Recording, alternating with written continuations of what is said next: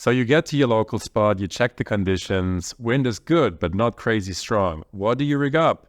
A small foil with a big wing or a big foil with a small wing? That's the question I want to discuss today in my video. If you like my videos, please like and subscribe. Welcome to Wind Addict.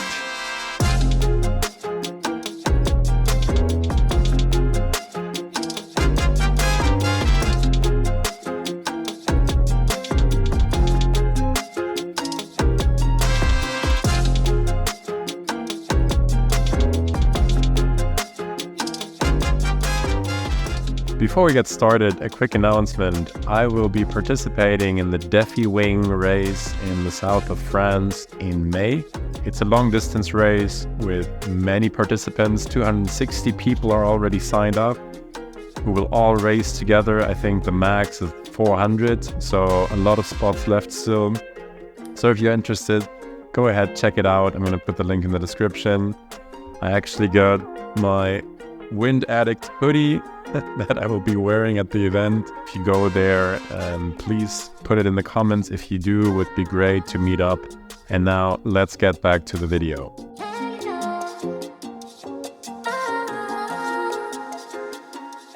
What happens if you rig up a small foil with a big wing? That will give you more speed, right, with a small foil. And it's a setup that will also allow you to jump higher. Small foils typically have a better release, a better pop. What about conditions? Well, especially if you're at a flat water spot or a spot with very little chop, going fast can be pretty fun. Then on the other hand, what does a big foil with a small wing give you?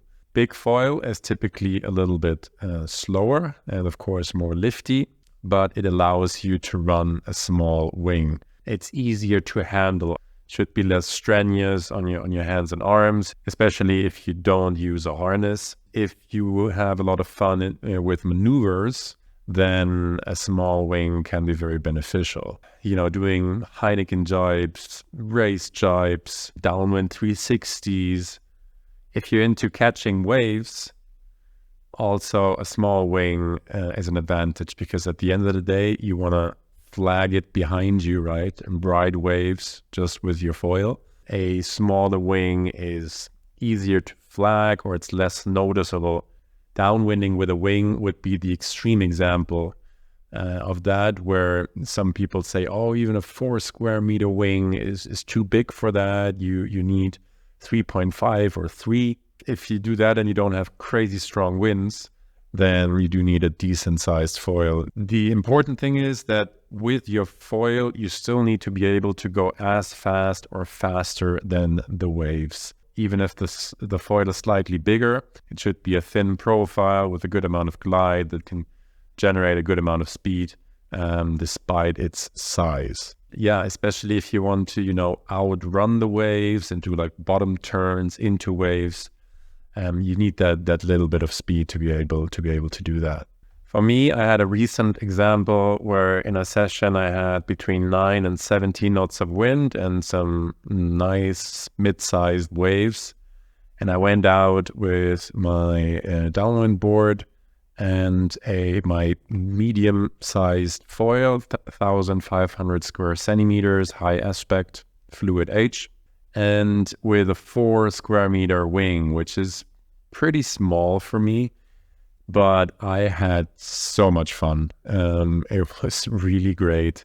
Just, it was fairly easy to get up on foil with gusts hitting 17 knots. It was, of course, with a big foil, easy to complete the maneuvers. The foil was fast enough for these waves, and all around just had a really great session. Then, unfortunately, my wing ripped. I don't really know why, but I saw it and had to go back to shore and switch out my gear. The other wing that then I rigged up was a 5 square meter and put on a smaller foil to kind of compensate for the bigger wing in my hands. This time a ypra-s in the 1,000 square centimeter size, so which for me is a fairly small foil, and I went out with that. By the time I went back out, the wind had dropped a little bit, the gusts down to like 15 knots or so. Overall, I just had a bit of a tougher time. That foil is also a little bit more difficult to ride, and then higher stall speed, so maneuvers are not as easy. And yeah, so it was just tougher for me.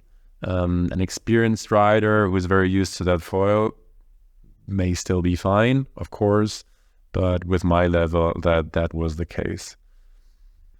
And then I recently listened to the Wing Life podcast, a great podcast for wing foiling. I'll link it in the description below. And they interviewed Balz Müller, who is an absolute icon in wing foiling and windsurfing, actually. And, he's doing, crazy tricks, very energetic guy, super cool person. One thing he said in his podcast related to this topic I found interesting, because he said, look, don't choose a foil that's too small, or don't try to go too small too early. He said, just practice with a bigger foil. You'll be able to have more attempts at anything you want to try and do. And it's fine. Like you're probably going to have more fun and make more progress on a bigger foil overall.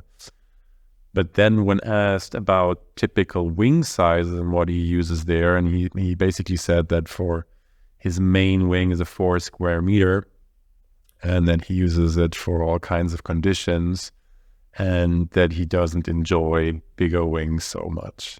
Of course, this guy is a crazy high level. He also always wants to do crazy maneuvers and crazy jumps. Of course, he has to have a small wing, and maybe for us normals, it may not be so easy. So let me know, what are your preferences? Are you someone with a GPS who chases the high speeds, who maybe has a nice flat water spot? Or do you enjoy bigger foils with smaller wings? So just put it down in the comments. Thanks for watching. I'll see you in the next one.